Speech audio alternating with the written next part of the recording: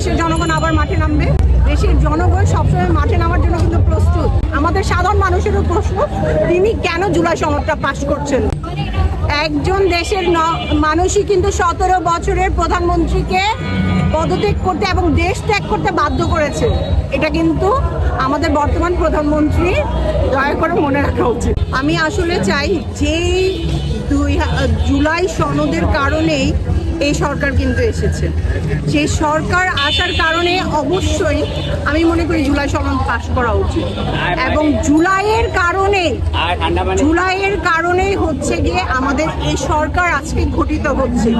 কেন সরকার বর্তমানে আমাদের প্রধানমন্ত্রী তারেক রহমান কেন জুলাই সনদ পাশ করছে না, এটা আসলে সবার প্রশ্ন। আমাদের সাধারণ মানুষেরও প্রশ্ন, তিনি কেন জুলাই সনদটা পাশ করছেন? দেশের জনগণ আবার মাঠে নামবে। উনি যেসব প্রতিশ্রুতি দিয়েছে, উনি যাতে সেই প্রতিশ্রুতিগুলি পালন করে এবং দেশে যে পণ্য দ্রব্যের যে একটা সিন্ডিকেট, সেই সিন্ডিকেটটা যাতে উনি ভাঙতে পারে, এটাই চাওয়া। খুবই ভালো লাগছে।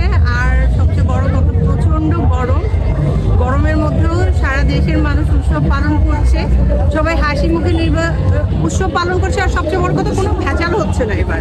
এটা হচ্ছে সবচেয়ে বড়, সবার জন্যই ভালো, কোনো ভেজাল হচ্ছে না, কোনো নির্ভেজাল। আর সবচেয়ে বড় কথা, দেশের স্বৈরাচার পতন হওয়ার পরে এটা হচ্ছে পহেলা বৈশাখ সবার জন্য।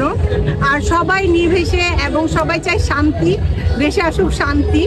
দেশ যে সরকার গঠন করেছে সেটা যাতে শান্তি নিয়ে আসুক আমাদের মধ্যে। সব কিছু যাতে দেশের যে কি বলবো, দেশের যে বর্তমানে পরিস্থিতি সেটা যাতে সবকিছু ঠান্ডা হোক, এটাই চাই। আসলে ওই সরকার থাকাকালীন কেন পালন করতে পারেনি, সবচেয়ে বড় কথা হচ্ছে সরকার উৎসব সবার জন্যই। আর ওটা হচ্ছে উনি হচ্ছে বিগত 17 বছর উনি একাই সরকার ভাবে, মানে নিজেই উনি একাভাবে নির্বাচন করে গেছে। আর কে কখন ভোট দিবে, কে কাকে ভোট দেবে, একাই ভোটে নির্বাচিত হয়েছে। এবার কিন্তু দেশের মানুষ, সবচেয়ে বড় কথা হচ্ছে দেশের মানুষ গণভোটে সরকার নির্বাচন করে।